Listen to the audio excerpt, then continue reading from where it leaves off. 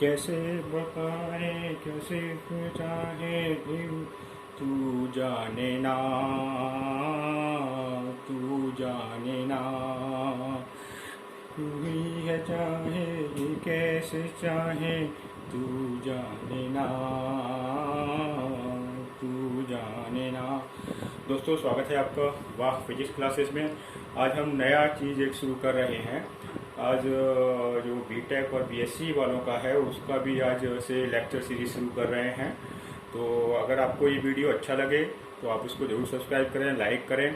और मैं वाह फिजिक्स बाय डॉक्टर निशान गौर। तो देखते हैं, ये देखिए कॉम्पटन इफेक्ट। कॉम्पटन इफेक्ट का जो डिस्कवर करा था वो A.H. कॉम्पटन ने करा था 1923। ओके, सो 1923 में इन्होंने डेवलप करा था कॉम्पटन इफेक्ट, कॉम्पटन प्रभाव। और ये मैं आपको बता दूं कि इसमें होता क्या है। इसमें एक्चुअली दो लोगों की कहानी है। ये कॉम्पटन इफेक्ट, लल्ला एंड कक्का।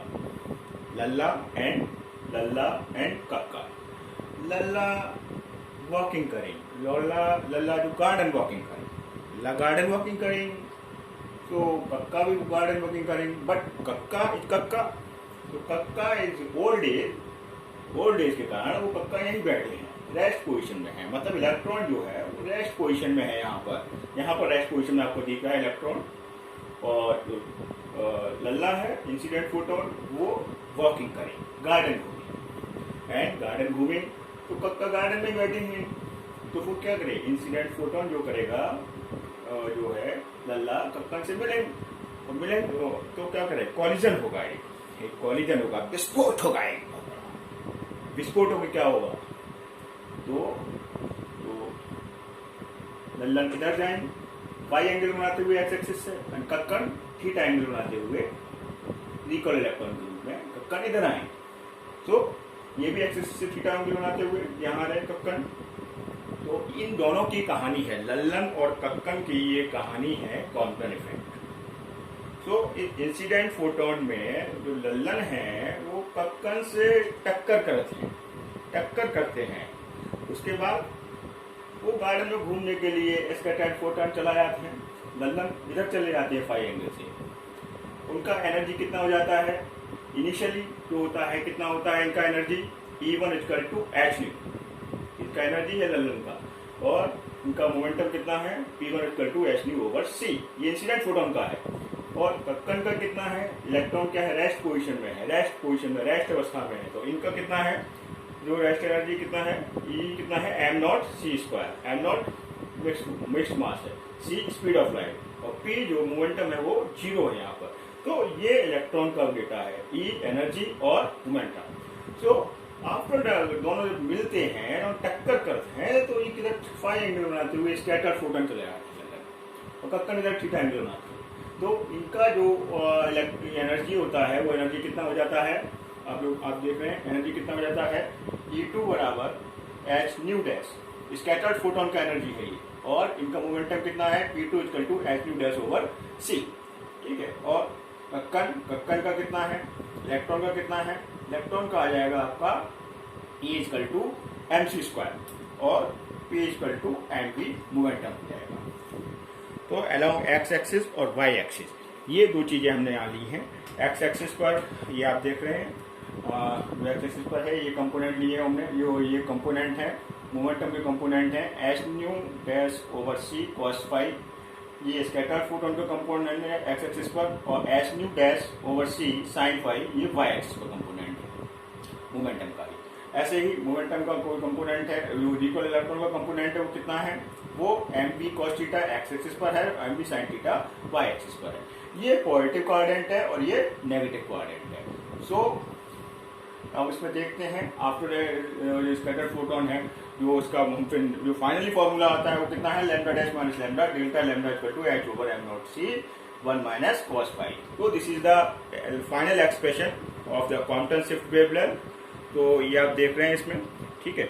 और इसके बाद हम बात करते हैं हर, जैसे कि मैं पहले भी आपको बता रहा हूँ, एक बार फिर बता देता हूँ, 11th में मैंने बताया है इंटर ट्वेल्थ वालों के लिए, कि इसमें बता देता हूँ बीटेक हो चाहे बीएससी हो, कॉम्पटन इफेक्ट हो या कोई और डेरिवेशन हो, हर एक का जो अपना मेथड है, हर एक डेरिवेशन का अलग मेथड है और वो उसी तरह सॉल्व हुआ।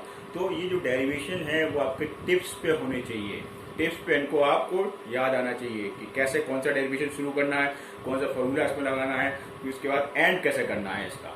तो इसमें भी यही है, ठीक है। तो कॉम्पटन प्रभाव क्या है?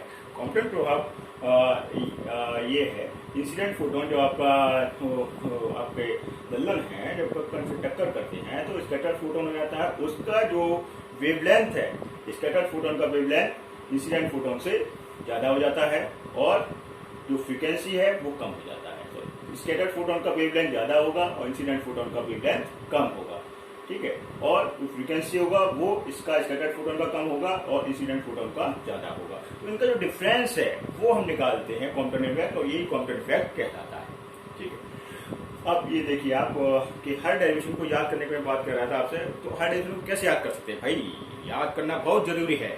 अगर याद नहीं करेंगे तो आप स्टेप बाय नहीं याद करेंगे तो डेरिवेशन आप नहीं कर सकते हैं, ठीक है। तो इसके लिए सबसे पहले आप याद रखिएगा, we are apply the conservation of energy. पहला step conservation of energy, then we find out the equation 1। After that we are apply the conservation of momentum. So this is the along the x-axis and y-axis. So we are find out the equation 2 and equation 3. 2 और 3 equation आ जाएगा जिससे हमें value मिलेगा MVC cos theta और MVC sin theta के value मिलेगा 2 और 3 से, इक्वेशन 2 और 3 से। After that we are squaring equation 2 and squaring equation 3।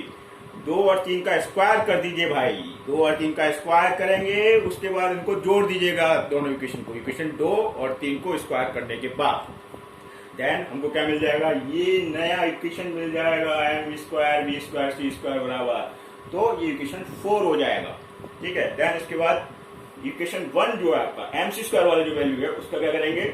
Squaring on equation 1। Equation 1 का स्क्वायर कर दीजिए, then you find out the equation 5। Equation 5 मिल जाएगा। After that get equation 5 subtracting equation 4 from equation 5। तो इक्वेशन 4 को घटा दीजिए 5 में से, तो क्या मिल जाएगा? इक्वेशन 6 मिल जाएगा, जिसमें आपको वैल्यू मिलेगा m square c 4 1 minus b square over c square minus 2 nu dash h square 1 minus cos 5 plus m naught square c 4 plus 2 h m naught c square nu dash. So this is the equation 6। सो एक आपका formula होता है variation of mass. After that कैसे याद करेंगे? After that भी क्या करेंगे? अप्लाई करेंगे variation of mass of formula m equal to m naught divide by under root 1 minus b square over c square, इसको लगा दीजिएगा। तो इक्वेशन 6 जो है बिकम्स हो जाएगी, इसके हेल्प से ये इक्वेशन आ जाएगी। डिवाइडिंग कर दीजिएगा 2h m naught c square nu dash we have, ठीक है। तो जैसे इक्वेशन 7 आ जाएगा आपका, 7 में थोड़ा रीअरेंज करके इक्वेशन 8 आ जाएगा। Then we find out the equation 8 कितना है? Lambda dash minus lambda equal to delta lambda equal to h over m naught c 1 minus cos 5। This is the equation number 8। तो ये इक्वेशन नंबर 8 है, final equation number 8 है, ठीक है। तो ये इस तरह से हम समराइज कर सकते हैं, कॉम्पटन का डेरिवेशन है ये, ठीक है। इसके बाद और कोई भी डेरिवेशन ऑफ फिजिक्स का उसको हम समराइज करना पड़ेगा। पहला क्या करा? कंजर्वेशन ऑफ एनर्जी लगाया, ठीक है। देन उसके बाद कंजर्वेशन ऑफ मोमेंटम लगाया, देन उसके बाद इक्वेशन 2 और 3 को स्क्वायर करा, देन ऐड करा, देन उसके बाद क्या करा? इक्वेशन 1 का स्क्वायर कर दिया, देन उसके बाद variation of mass of velocity लगाया, ठीक है। उसके बाद क्या करेंगे आप? फिर इसको वैल्यू रख दीजिए इसका, वेरिएशन ऑफ मास का, देन इसके बाद हमें इक्वेशन 8 जो है फाइनलाइज हो जाएगा। चलिए ठीक है, इस डेरिवेशन को अब अच्छी तरह समझते हैं कैसे समझना है। तो ये देख लीजिए, according to the principle of conservation of energy, conservation of energy principles लगाएंगे हम यहाँ पर। तो ये देखिए एच न्यू जो एनर्जी के लिए लगा रहे हैं हम, तो एनर्जी कितना है इसका? H new. इंसिडेंट फोटोन का कितना है? H nu. M naught c square, ये तो हो गया फोटोन का। इलेक्ट्रॉन का कितना है? ठीक है, इलेक्ट्रॉन मीन्स कक्कन का कितना है? M naught c square. तो इसके बाद जो लल्लन है उनका कितना हो जाएगा? एच न्यू डैश, ठीक है। कक्कन का कितना होगा? M C square equal electron कक्कन M C square is here. So we are find out the value of mc square h new minus new dash plus m naught c square equation 1. तो ये equation 1 आप मिल जाएगा आपको conservation of energy के form में according to the principle of conservation of momentum. Conservation of momentum लगा दीजिए एक्स और वाई एक्सिस पर। अब देखिए एक्स और वाई एक्सिस पे क्या है, पहले एक्स एक्सिस पे लगाते हैं। एक्स एक्सिस पे देखिए एच न्यू ओवर सी ये मोमेंटम हो गया। एक्स एक्सिस पे लगा रहे हैं, केवल इसकी बात हो रही है, केवल एक्स एक्सिस की बात हो रही है, ये वाली बात हो रही है भाई, केवल ये वाली एक्स एक्सिस के लिए। तो कितना हो जाएगा h nu over c equal to h nu dash over c cos phi plus m v cos theta. तो इससे हमें क्या मिलेगा, m v c cos theta का वैल्यू मिल जाएगा जो कि एक्स डायरेक्शन में है। देन इसके बाद we are apply conservation of momentum along the y axis. तो वाई एक्सिस पे क्या मिलेगा आपको, ये देखिए वाई एक्सिस पे क्या है, देखिए वाई एक्सिस पे आपका कितना है, इसका मोमेंटम इलेक्ट्रॉन का मोमेंटम तो कितना है, कक्कन तो जीरो है, बैठे हुए हैं बेचारे, क्या करें, तो जीरो है, इनका तो कुछ है नहीं वॉकिंग। तो H nu dash over c sine five ये स्कैटर्ड फोटोन का होगा, ठीक है, स्कैटर्ड फोटोन का हो जाएगा। लेकिन ये एम बी साइन थीटा जो रिकॉल इलेक्ट्रॉन का मोमेंटम है ये किधर है, डाउनवर्ड है, मतलब नेगेटिव क्वाड्रेंट में है ये। तो यहाँ पर हम नेगेटिव साइन लेंगे, तो zero equal to h nu dash over c sine five minus m v sine theta, ये इक्वेशन आ जाएगा। Then we are find out the m b c sine theta value. So this is the equation number 3। Equation number 3 आ गया ये आपका Y direction में। तो हमको एक्स डायरेक्शन मिल गया इक्वेशन 2 से, इक्वेशन 3 से वाई डायरेक्शन मिल गया।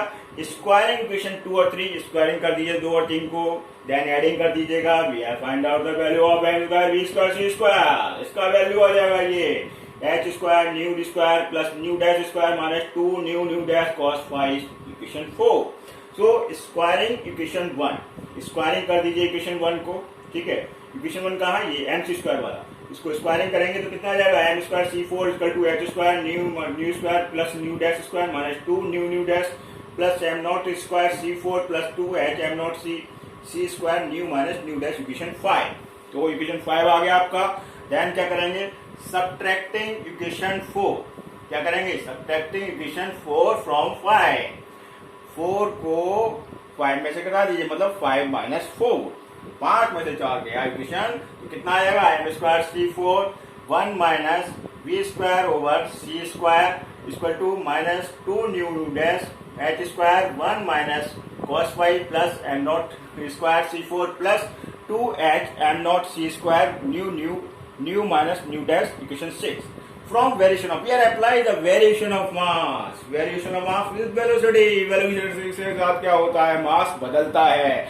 अगर आप रेस्ट पोजीशन में हैं तो अलग मास होगा, अगर आप भाग रहे हैं, दौड़ रहे हैं, वॉकिंग कर रहे हैं तो आपका मास अलग होगा, मास चेंज हो जाएगा। So this is the called variation of mass. Mass में वेरिएशन होता है, ज्यादा होता है variation of mass comparing to rest position mass. So we have find out the value of m square 1 minus b square over c square equal to m naught square sorry. So from equation 6 में इस value को लगा दीजिएगा। Then we find out the value of m naught square c4 equal to minus 2 nu dash h square 1 minus cos 5 plus m naught square c4 plus 2h m naught c square new dash. So dividing by 2h m naught c square new dash. So we have find out the value of new minus new dash equal to divide by new dash equal to h over m naught c square 1 minus cos phi. So we have find out the ये equation 7 आ गया आपका भाई, ये भी कह सकते हैं, और इक्वेशन 7 को हम ये भी कह सकते हैं न्यू ओवर न्यू डैश का मान निकालना, तो ये आ जाएगा आपका 1 plus new h over m not c square 1 minus cos phi। तो इस तरह से ये इक्वेशन हम दोनों तरह से यूज कर सकते हैं, ठीक है। देन उसके बाद इसको हम लैम्डा डिवाइड कर रहे हैं, इसी इक्वेशन को लिया हुआ है यहाँ पर, लैम्डा डैश माइनस लैम्डा, ये किसका वैल्यू होता है, हमको एक फॉर्मूला मालूम है, कितना होता है, v equal to n lambda. So in the case of light कितना हो जाएगा, c equal to nu lambda. So we are find out the lambda dash minus lambda equal to c over lambda dash, c over nu dash minus c over nu equal to c nu minus nu dash divide by nu dash. So we are find out the lambda dash, हमने क्या मिला, lambda dash minus lambda, जो कि हमारे किसके बराबर है, delta lambda. जो डिफरेंस है दोनों वेवलेंथ का, स्कैटर फोटोन और इंसिडेंट फोटोन, उसका डिफरेंस है डेल्टा लैम्डा, जो कि कहलाती है constant shift wavelength equal to h over m naught c 1 minus cos pi. तो ये फाइनली हमने अपना रिजल्ट अचीव कर लिया। Lambda dash minus lambda equal to delta lambda की वैल्यू हमने निकाल ली, जो कि कहलाती है आपकी कॉम्पटन शिफ्ट वेवलेंथ। ठीक है, तो ये हमने इक्वेशन निकाली। बहुत इंपॉर्टेंट डेरिवेशन है ये, सभी यूनिवर्सिटी के पर्पज से क्वांटम मैकेनिक्स में बहुत आपने कहिएगा जान है ये एग्जाम की, और बहुत मोस्ट इंपोर्टेंट क्वेश्चन है for the point of view of BTech exam और बीएससी के एग्जाम के पॉइंट ऑफ व्यू से। अगर आपको ये अच्छा लगा हो वीडियो तो उसको लाइक करिएगा, सब्सक्राइब करिएगा। Thank you very much. S वाक physics by doctor Nishan Gaur. Thank you very much.